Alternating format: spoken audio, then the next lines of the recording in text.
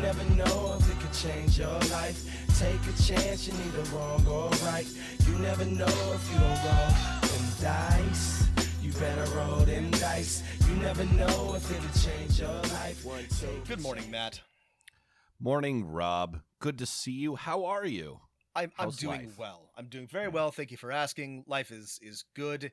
It's almost technically summer. I mean, it feels like summer, but it is going to be actual summer in a few days. The birds are chirping. The sun is out. It's nice. It's feels good. Yeah. I was doing okay as well until a colleague at work asked me, what is quality? And I've been kind of spiraling since then.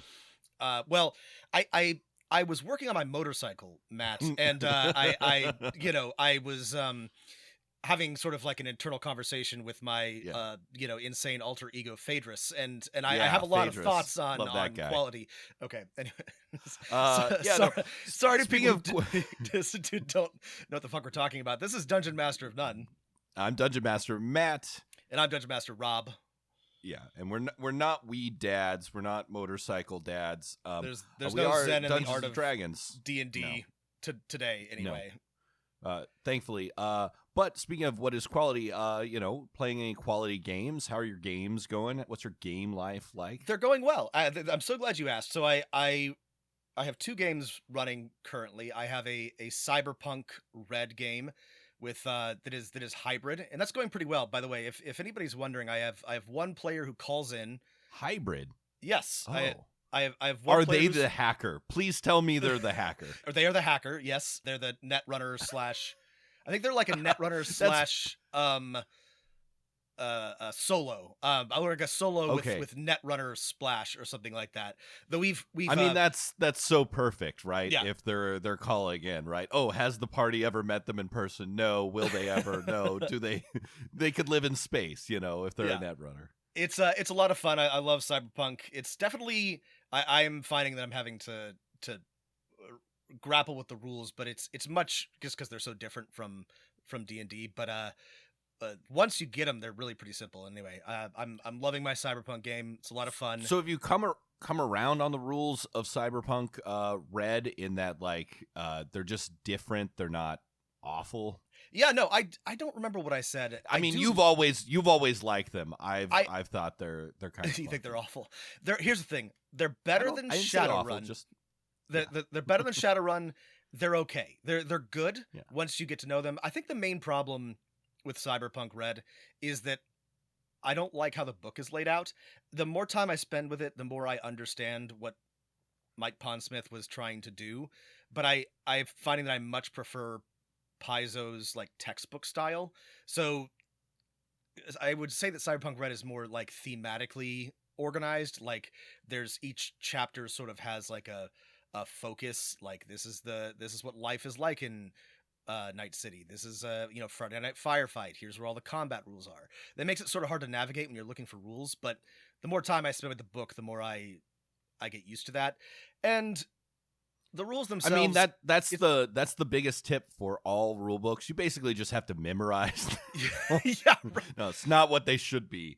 Okay, that makes sense. And as for the rules, I kind of agree with you. I don't love them, but my players really like them, and I'll tell you why. Because everything is just like a D10 plus whatever, unless it's like a damage roll, and then their damage die are on the sheet. So all they have to do is roll a D10, find the relevant skill, and add up the numbers. And these are people who never really came around to 5th edition. So I'm coming around on the Cyberpunk rules.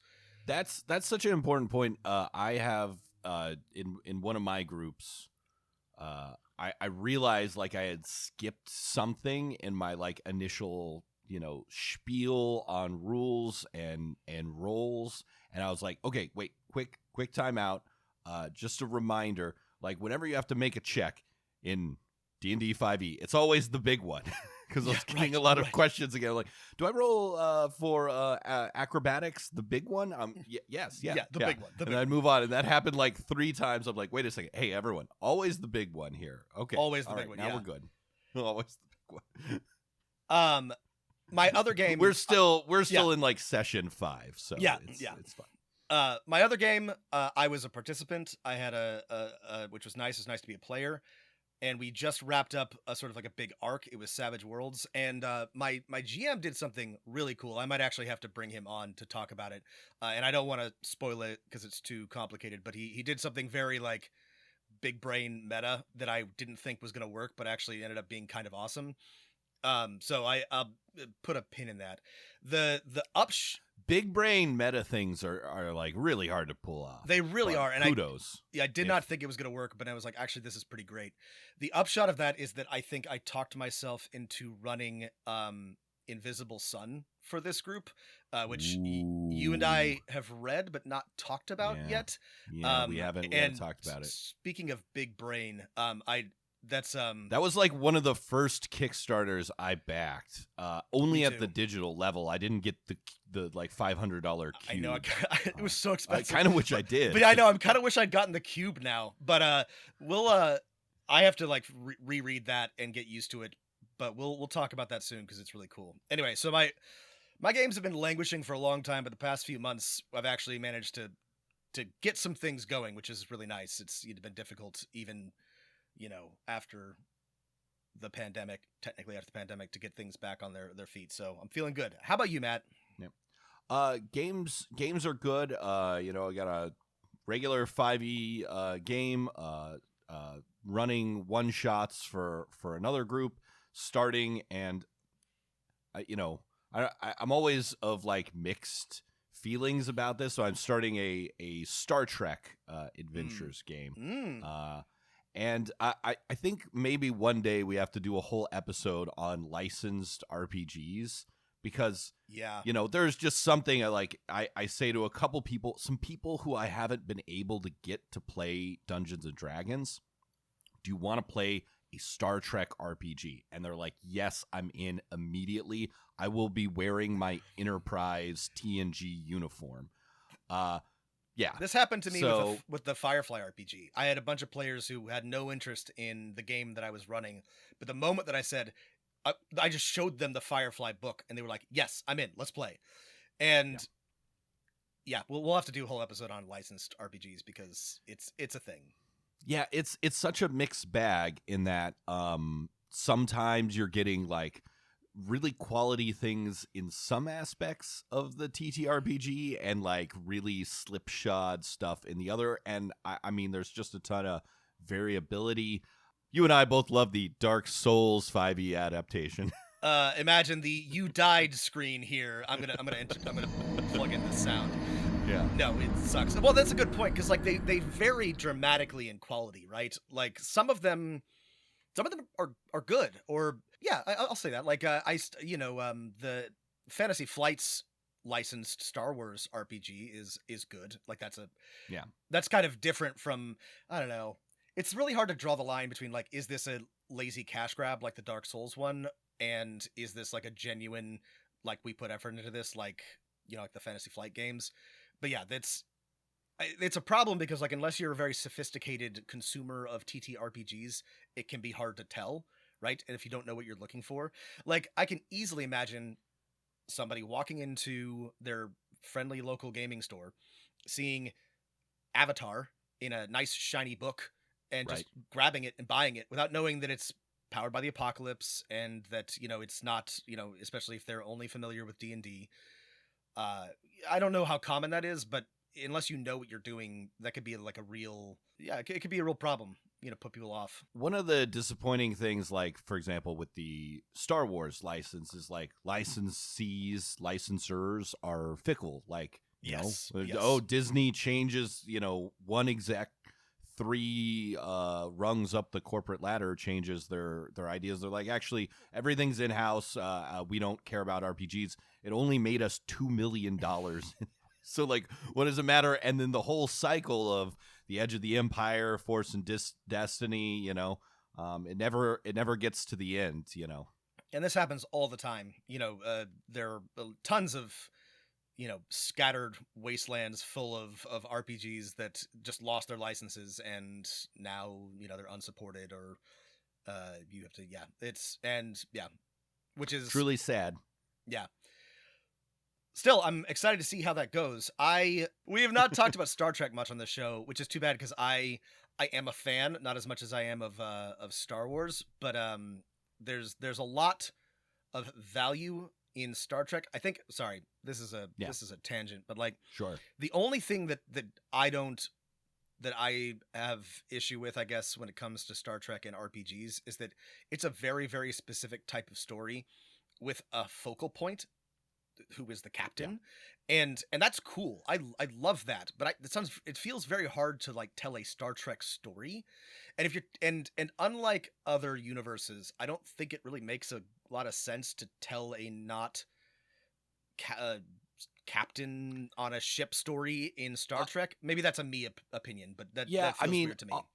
I think the who is the captain thing is a little kind of up in the air, but the captain, isn't better at anything, right? Right. And I think if you take a Picard or like the way most role-playing parties work, where we make decisions by consensus, yes. which is how things usually work out. It doesn't really end up being a problem, and things like captain, science officers, ship's therapist, like these roles are just narrative fluff as opposed to who is the focal point of the story, because it shifts every scene and every episode. That's true. And if people come to the table and they like Star Trek and they know Star Trek and everybody's on board with I'm security officer, I'm chief engineer, whatever, or something like that, then I can totally see it working. Yeah. I've also been getting into shift topics, my 3D printer, and we've talked a lot about how both of our default styles are just like theater of the mind for most things. Pull out a blank battle mat and quickly write where characters are if we need to keep track of it. But one of my players painted beautiful minis for everyone in the game, and so I felt like I needed to participate in the arms race, and so I've had some success putting some like cool monster things, terrain out there that I've 3D printed and painted. But the first time I got the ooh and ah was when I had a 3D printed painted bookshelf, and a player reaches out to grab a book, and I replaced it with a 3D printed painted mimic bookshelf, and they were like, "Oh shit!" Which gnarly as hell. It's really cool. Yeah. Anyway, so great way to waste time and money 3D printing, but I did get 1 minute of people going ooh, and so depends on how much that's worth to you. We gripe a lot. Well, I gripe a lot about the current state of technology and how everything sucks. 3D printers are cool. 3D printers are a genuinely awesome thing that exists, and it's so neat that you can just download a mold and print out your mini or a part that you need. It's very cool. I do not have space for one yet, but it is on my short list of things to get as I age into middle age and need additional things to right. If you're thinking about getting this for your D&D game, so you can print minis for your players or terrain or like a cool set piece once in a while, just keep in mind it's essentially a hobby, and at the end of the day, this isn't going to save you money or anything, because it takes time and effort. But if you enjoy like, ooh, can I make this work? Then it's a lot of fun. The crazy thing about it is it's essentially a phone screen under a thing on a vat of toxic resin that cures under UV light, and the only mechanical bit is a plate that raises up in the air, and you're like, huh, okay, that's crazy how that works. It is crazy. Matt's right. Only get it if it sounds fun, because it's not really a time saver, and really probably not a money saver unless you do a lot of this. But if it sounds fun, check it out. Ooh, Matt's showing me another thing. It's a Star Trek ship. Can you identify the class, Rob? No, I can't. That's a Nova class science vessel. Thank you very much. I was going to try, like and the I was Excelsior from no, Voyager. I'm definitely going to get it wrong. There's also, if we wanted to check in with our favorite company in the business, there's been some things going on. It's Wizards of the Coast. We have not talked. We talked a lot about Wizards related things at the beginning of the year, including the OGL and related issues, and we have not recently, and that is because I'm tired. I'm tired, boss. And I don't want to do it anymore. But there have been some updates that I do think we should probably address in brief.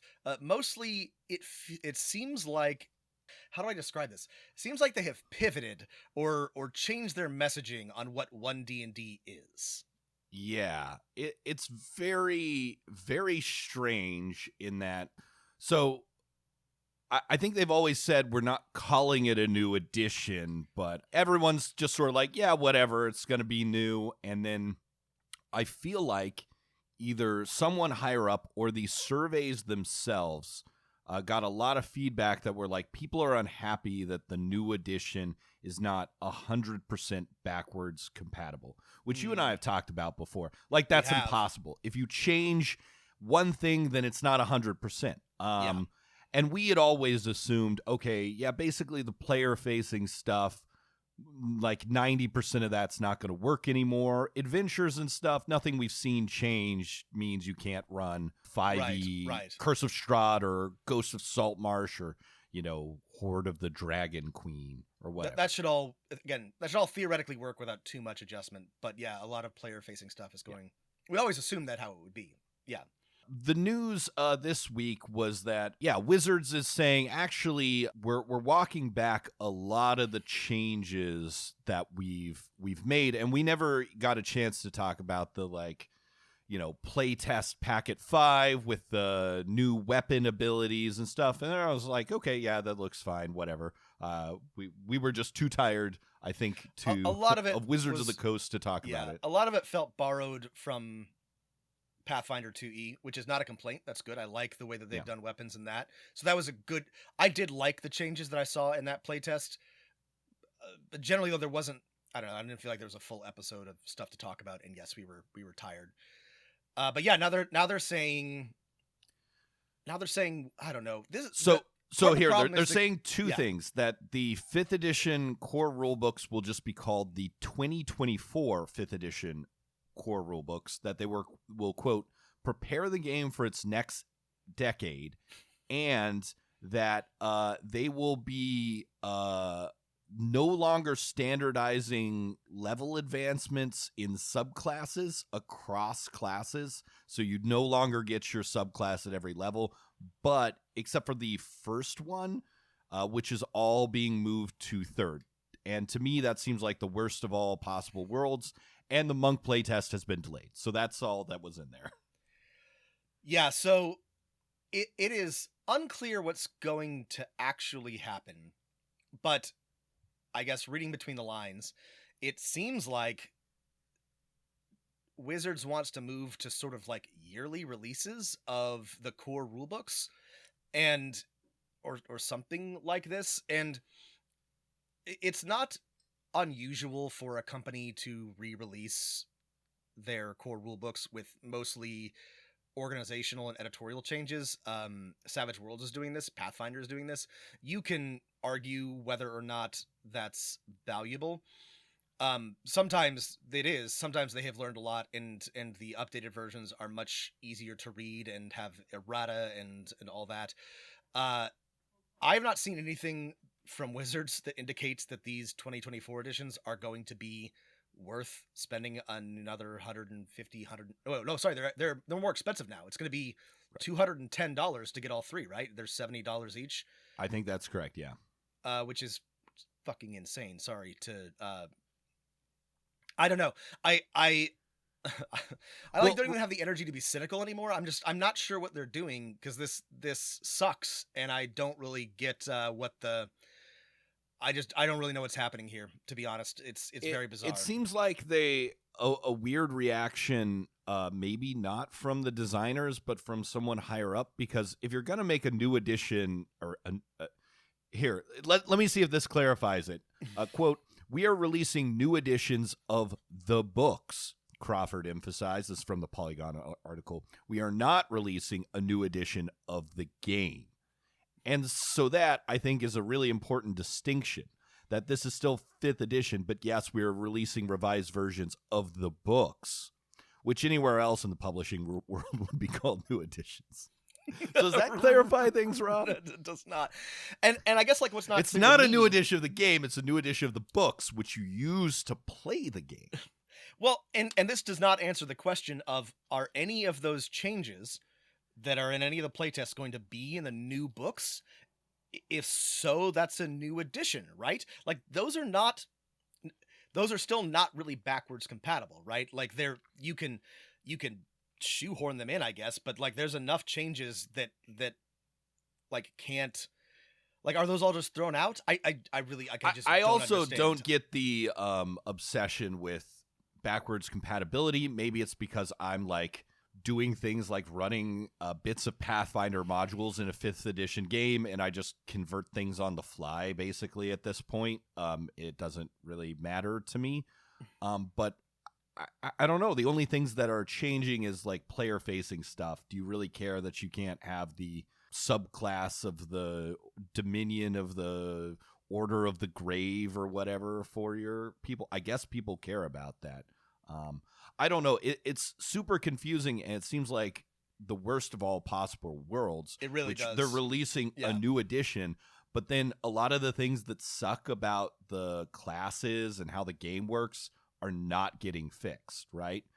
Yeah, that's what's bewildering, is they're releasing new books, but it's not clear at all what you are going to get if you buy those new books. Like that's just totally. Like I guess we'll have to wait and see, but you know, this is again the sort of contrast with Pathfinder. You can buy the PDF versions of their books, you can buy the pocket versions, right?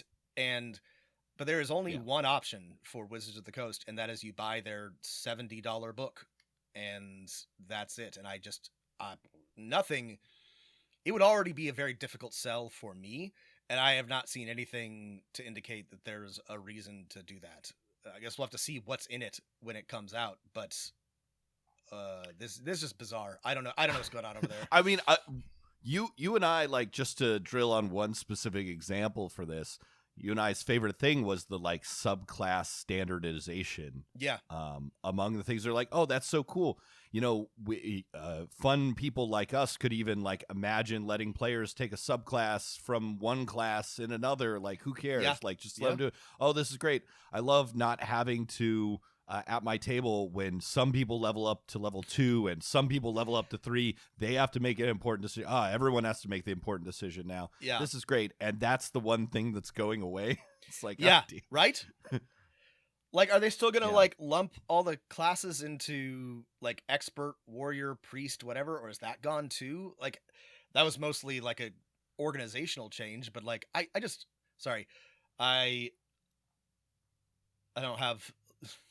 have nothing useful to say because this is just so confusing. We're also like, if these are supposed to come out in 2024, like they got to be ready pretty soon, right? They have to probably. It seems like going they were to the on printer pace in the next 6 to months. have a good play test for like the first 2 months, and then like other things started happening, mainly the OGL. It seemed like the pace of the playtest materials dropped off. I'm like, oh yeah, they're not keeping up. They're not gonna. We still haven't seen the I guess the monk class or any DMG or monster manual rules in a playtest packet. So things are not looking good for. I guess it's not 1D&D. I guess it's definitely not 5.5, but the 2024 5th edition Player's Handbook. So that's the news update. That's the news.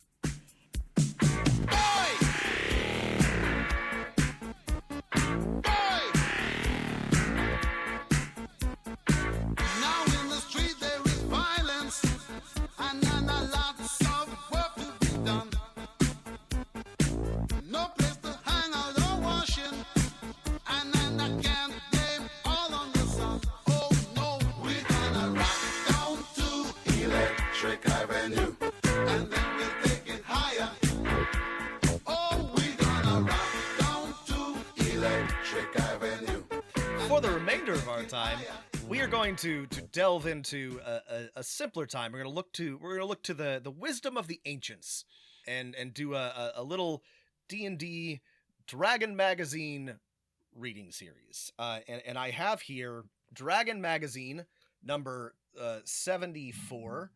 And Matt, you can see there's a guy being yanked around by his flail by a green dragon, and nice. Some hapless adventurers, a classic.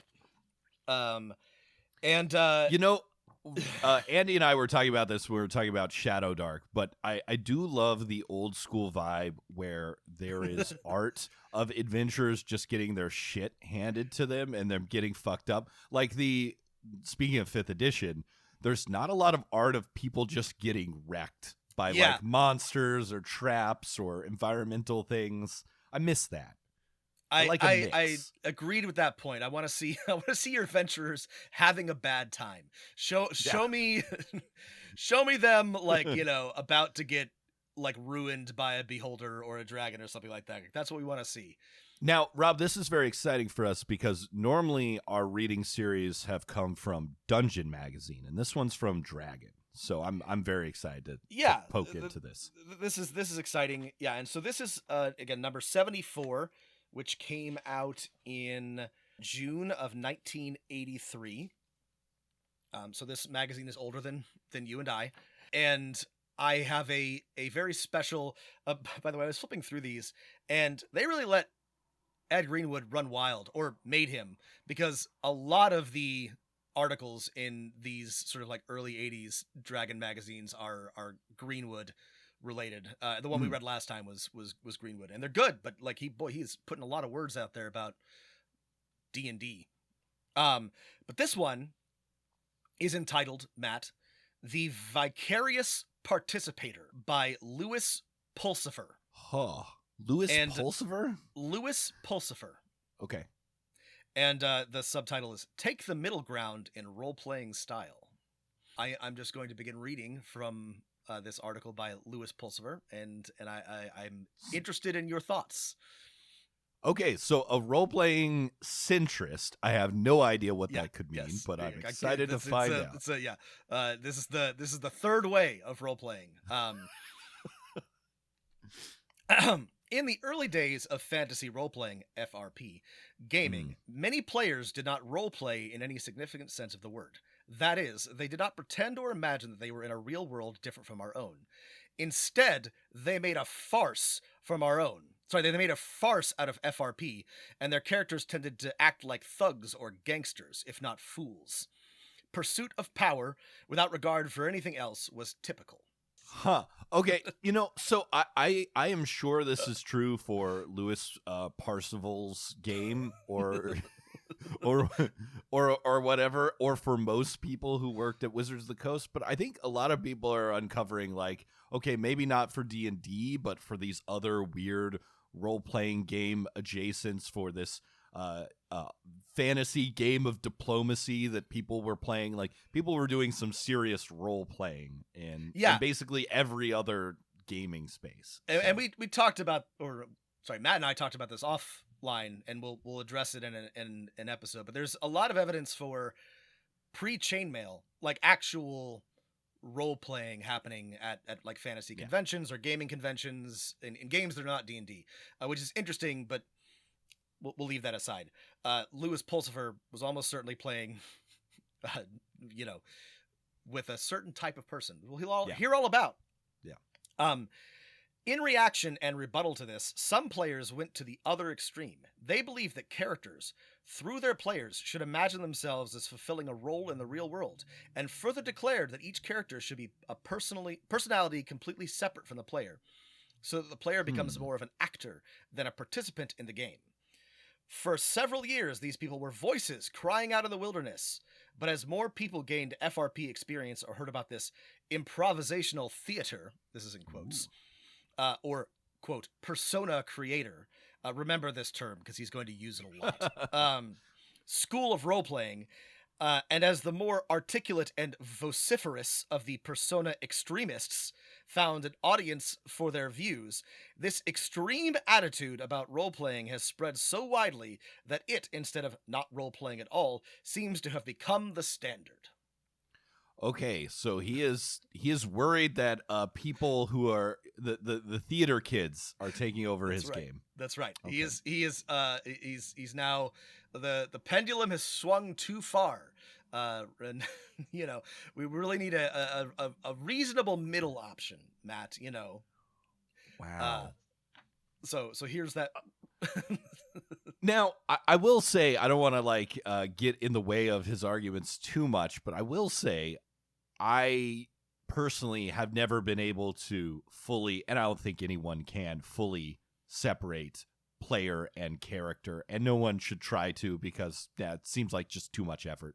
So I agree, and I think that Pulsifer in his own way would as well. Unfortunately, because initially they had to express their views about role-playing with maximum emphasis just to be listened to, many of the people in this second group have become intolerant of other views. Sorry.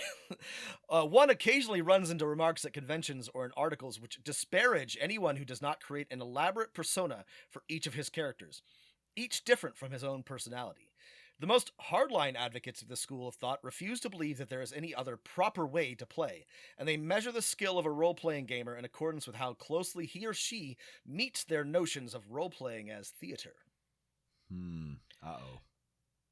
There is a third group with an attitude that lies between the power-mad, thug character players on one hand and the persona creators on the other. The viewpoint of these people, who may be called vicarious participants, reflects the original intent of role-playing gaming. They, and I number myself among them.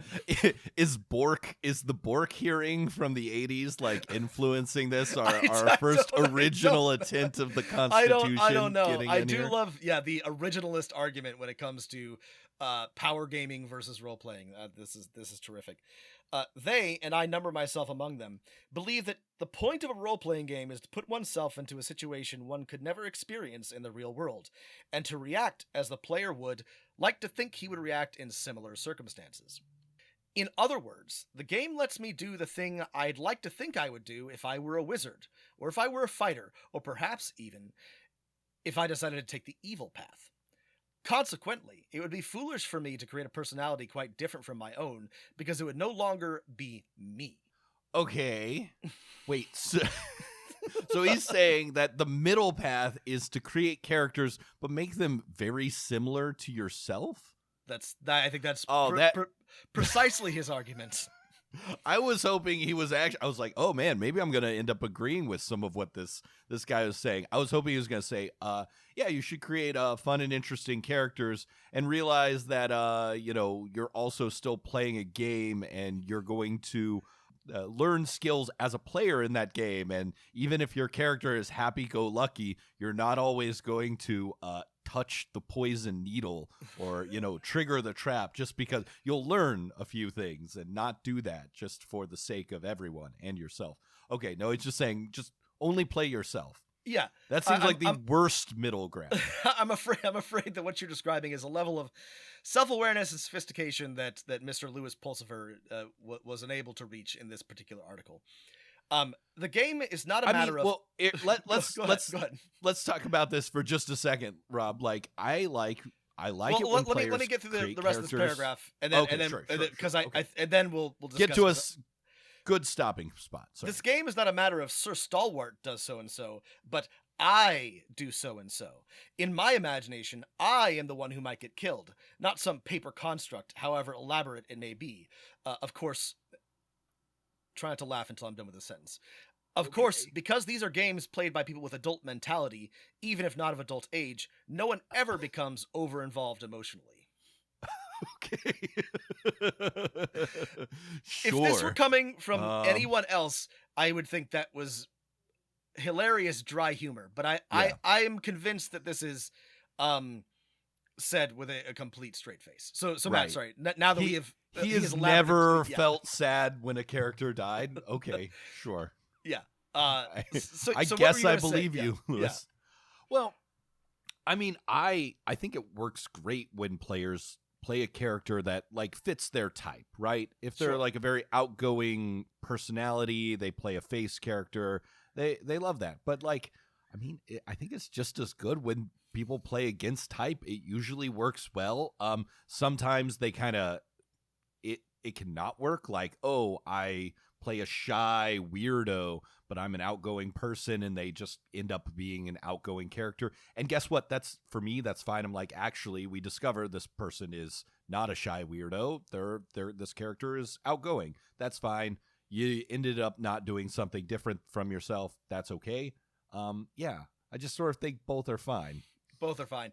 It's true that it's hard to play something that is distinctly different from yourself. I often try to, and I end up sort of like drifting back toward, a modified version.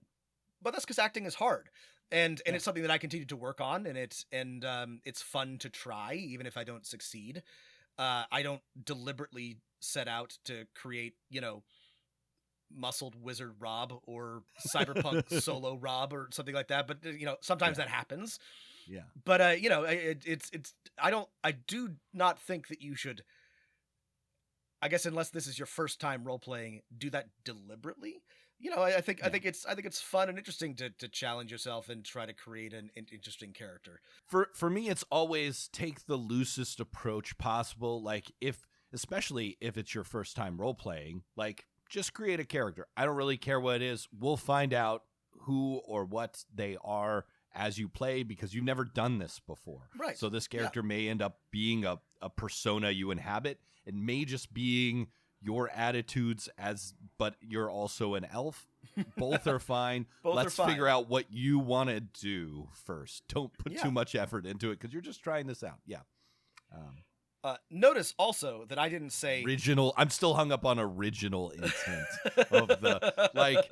It's I think we've moved past this, but it's like, oh man, if this trend continued now that like Gygax and Arneson and everyone's dead, what if what if no other game took off and people are just like parsing these words trying to figure out what the founders intended for us. Oh my god, what a nightmare.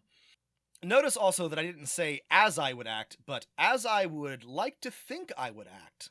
Few FRP gamers are made of the stuff of heroes, but we like to think we are when we play the game. Damn.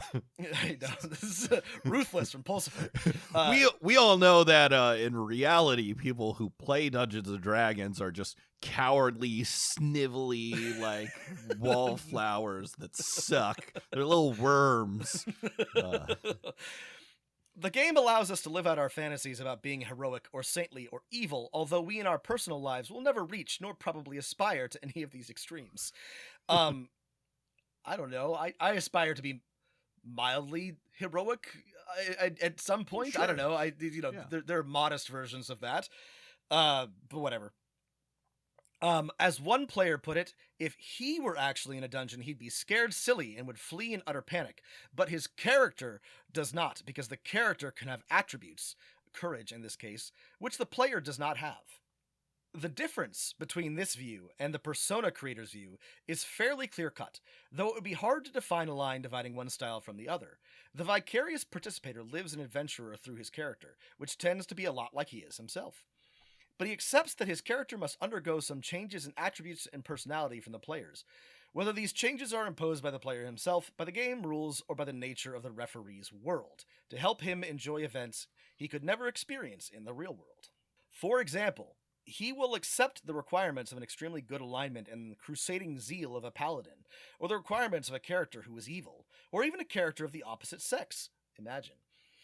To him, The question is, what would I like to do if I were such and such in a fantasy world? Wow, this is an incredibly like complicated like mental jujitsu you have to do anytime you do an action to play a role-playing game. Yeah, instead of just being like, I'm playing a character, what would I like to do if I had been transformed into this? which is, I mean, that is way more complicated than, I'm an elf sorcerer. Yeah. Damn. I mean, again, acting is hard, but this sounds substantially more difficult than what would Sir Stalwart do? Like, I'd like that seems so much easier to answer and roleplay than what would I, if I were in the shoes of a paladin named Sir Stalwart in a fantasy game, do? Like this, I thought I don't know anything about this argument when I started reading this, and then the more that I read, I was like, what are you even talking about, man? This doesn't make any sense. Rob, I never made it past like high school theater, so I don't know anything about like acting craft things. You don't have to. But no one does, like Marlon Brando when he played I don't know, the Kurtz or whatever in Apocalypse Now. He didn't say, if I had been transformed into Kurtz, this is what I would. Though actually, for Marlon Brando, maybe that would work. I don't know. But I don't think anyone does this, right? They don't say. No, I don't think so either. If I have become this, they just say, "Oh, I am this person." I mean, I did make it a little bit further than you did, and I'm not like a dramaturge, but I have taken some acting classes and read some, theory or whatever, and you can be a method actor where you literally like inhabit, become that person, which I think is weird. And by the way, a lot of method actors are weird, bonkers assholes. Or you can just be, imagine all the different Jokers, right? You've got your Heath Ledger Joker and your Jack Nicholson Joker, and they're like, I am playing the Joker, and this is my interpretation of this character, right? These are ordinary approaches to acting, right? You are given a script or a situation, and you act. Neither of those situations is I, Jack Nicholson. What would I do if I were the Joker in this fantasy Batman world? I don't even know how you would approach this, to be honest. This appears to be Pulsifer's very own specific approach to acting that I don't know that anybody else could ever execute. But let us continue, because he has some more spicy things to say about people who do not do this. The persona creator, on the other hand, places himself at a distance from his character, regarding it as a separate entity, almost with a life of its own. He is not interested in what he would do, but in what a creature of such and such race, intelligence, likes, dislikes, etc. would do in a given situation. If his character dies, his reaction is not overly emotional, though he'll certainly regret the loss of all the work he put into the character. The difference between the two styles is manifested in many small ways. For example, a persona creator playing a character of low intelligence will play dumb. If he has a good idea, he probably won't mention it to the other players, since his character wouldn't have thought of it. A participator, on the other hand, doesn't always care what his character's numbers happen to be. It's really him in there anyway, and he'll use his own brain and other faculties to the fullest to keep his character alive and accomplish his goals. All right. So, I mean, I think he's, arguing against a straw man, of the worst idea of a someone who's playing their character seriously. But I mean, this does bring up an interesting topic that I think is useful for helping with your players, right? Okay, right? There's players, there's characters.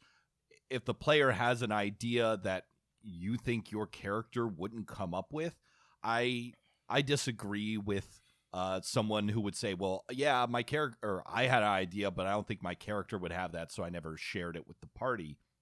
I think it's usually good. More ideas that can be shared with the party are better. So just share it in a way your character would share it. Share it out of character. Honestly, I don't share it out of character, or even like a dumb PC can have like a moment of brilliance, like an idiot savant moment, like role play that. Or that's just a fun opportunity to share something. Think of movies. It's like. You're Fry. I'm having one of those headaches with pictures. An idea? Right. Yes. There you go. You even use that line. Yeah. And everyone will get a laugh, and you share your idea, and then you move the fuck on. Right. Exactly. You don't have to. Again, this is an opportunity to do something fun, to role play something interesting. Like, yeah, there are moments where your character really would not do something, and so it doesn't make sense. But like, this is exactly the problem with people who sit down and they're like, I'm a Kender thief, and so I'm gonna steal everything from my fellow PCs, and that's annoying, and no one likes that, and it's a pain in the ass at the table. So even though maybe that's what your character would do, you don't have to do that. You come up with a good reason why your thief is in a party. It isn't just stealing their shit all the time. Like, that's, I don't know, like perhaps that's a form of vicarious participation, but I do think this guy is strawmanning the hardcore role players, because a good one will not do that, because you don't have to. It doesn't make sense.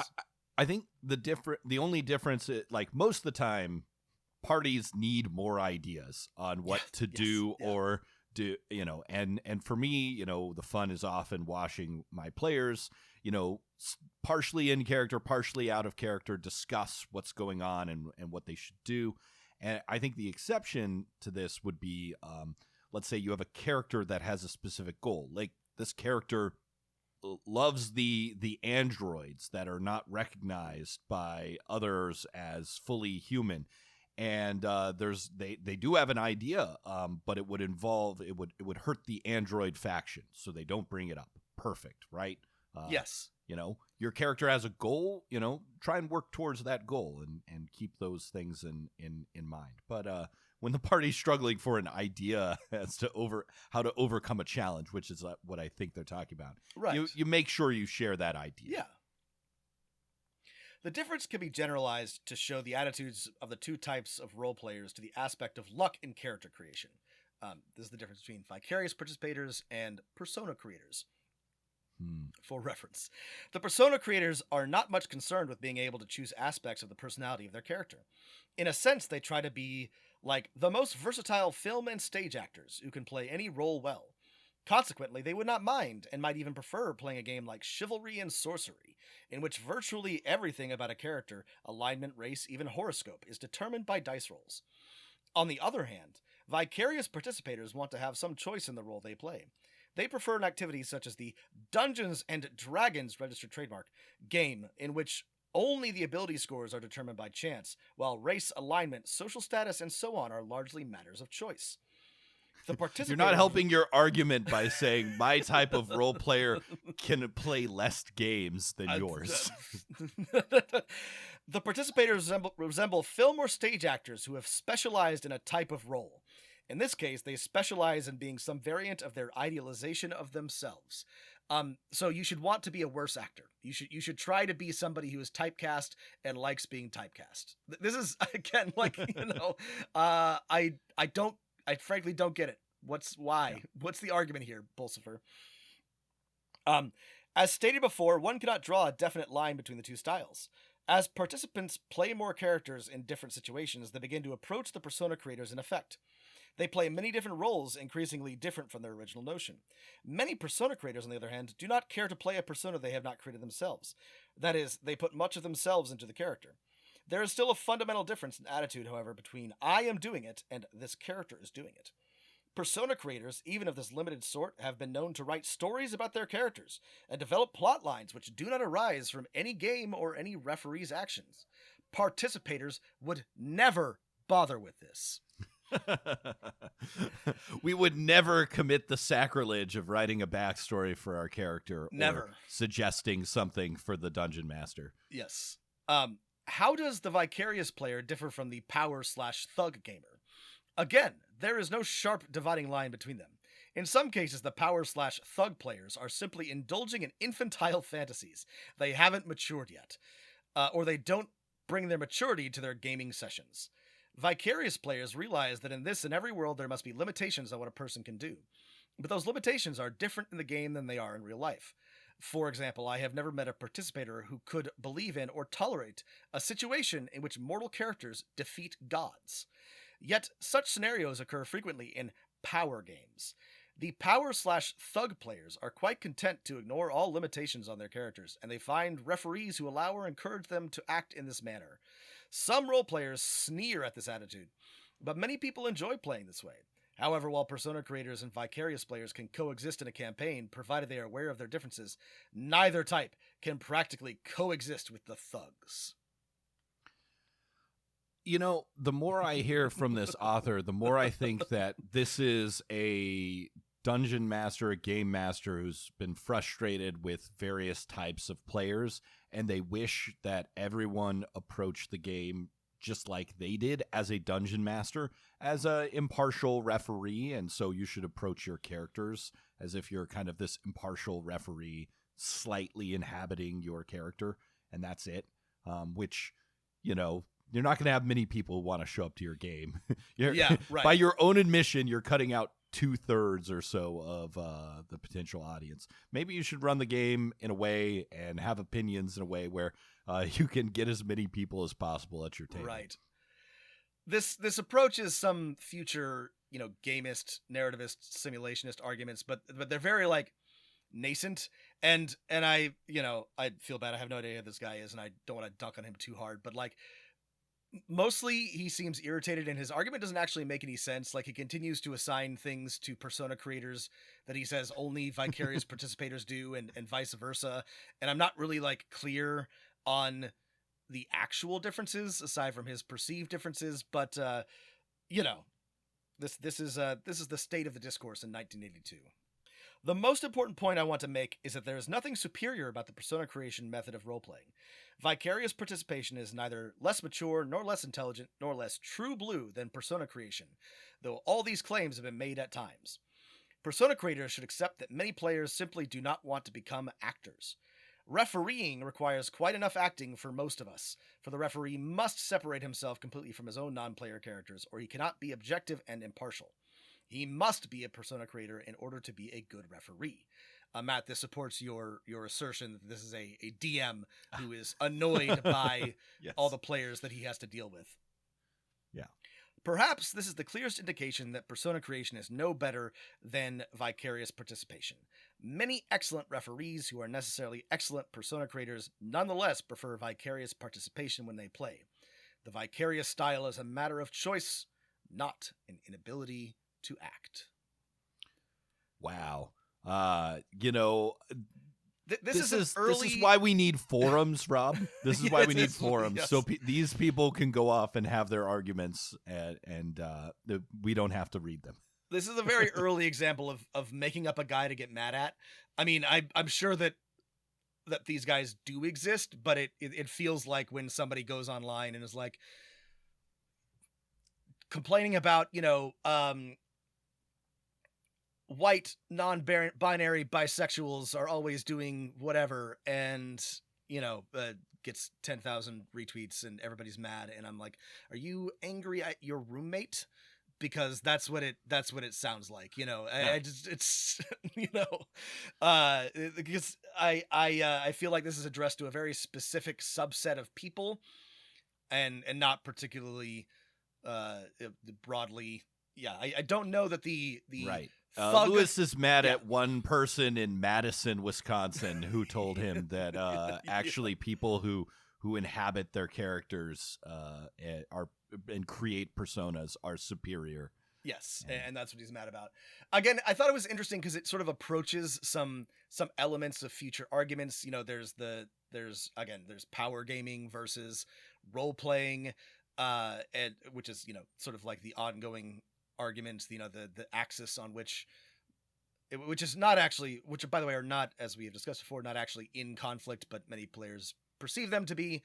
But Mm-hmm. it really goes off the rails. I thought this was just a really fascinating, if not particularly useful insight into what was going on in the role playing space in 1982. Well, I mean, to bring it back to some useful game mastering advice, when you first set up this argument, the author set up kind of a spectrum between people who are fully players and their character is just stats, versus people who, at the table are fully their characters and, have no player brain to think of, I'm at a table, I'm playing with other people.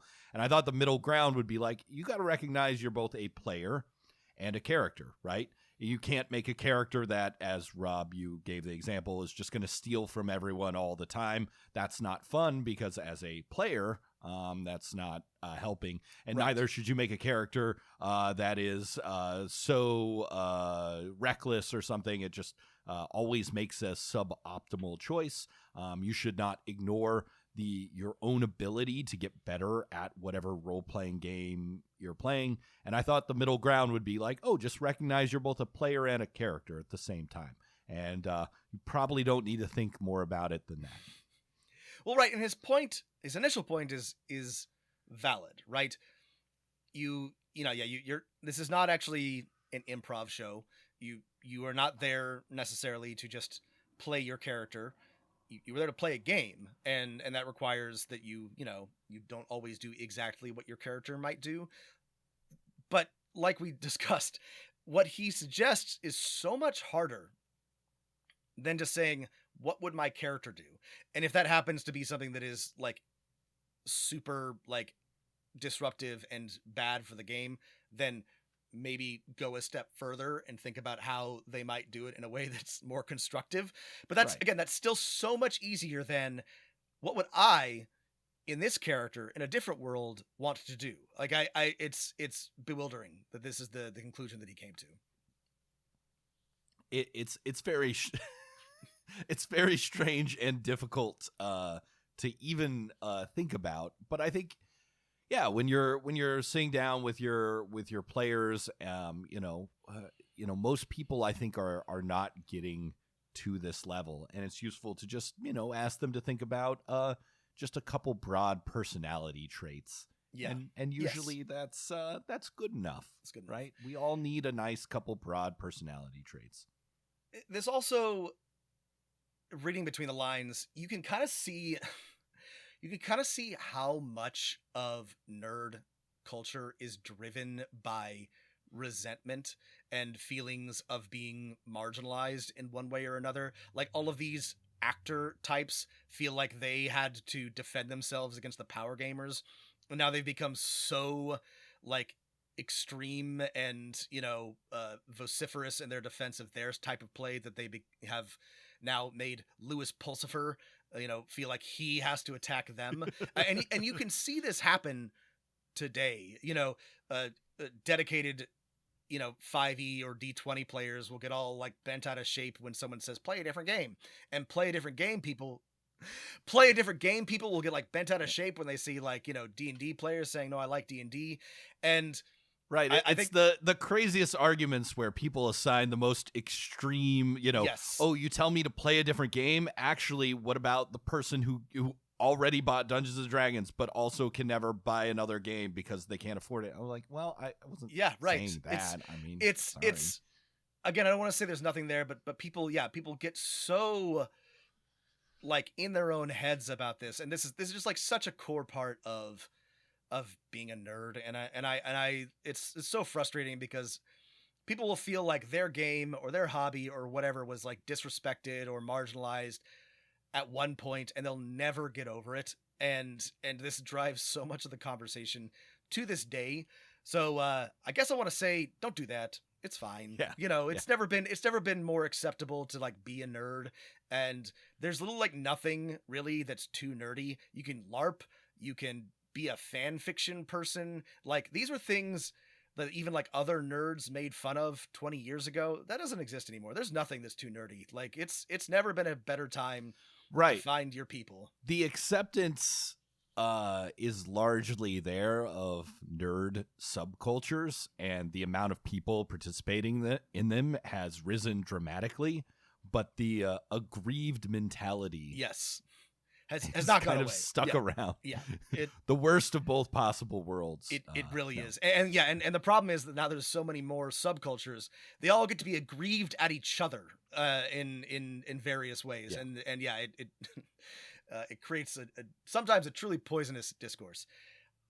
Anyway, right. Just some try some not thoughts. to get nerd aggrieved, yes. Right, about things that only matter inside the nerd thing, right? Yes. Real world things, get plenty mad about that. Yes. Sure. Get mad, but don't make up a guy to get mad at, because you don't have to. Well, thanks for taking me down that trip. Yes. I always appreciate you letting me delve into the archives because there's always something to learn in there. This brings me to, I think I have an idea for a sequel to this episode. If you have thoughts on this topic, please write us at dmofnone@gmail.com. The topic is the term metagaming. Ooh, yeah. That's good. That's good. Actually, we should talk about that. Yeah, this came up recently. Let's talk metagaming. Write us, add us on Twitter. If you're on our Patreon, send us a message. Let us know what you think about metagaming. Give us your thoughts. Yeah, I won't say anything because I don't want to poison the well before it comes in. So muddy the waters. We did one of these on railroading, and the diversity of opinions on that was really fascinating, and there was a lot to talk about. So yeah. Tell us what you think about metagaming. All right, and thanks again for listening. That's right. Write us, talk to us, keep listening, rate, review, all that good stuff, and whatever you do, keep rolling them dice.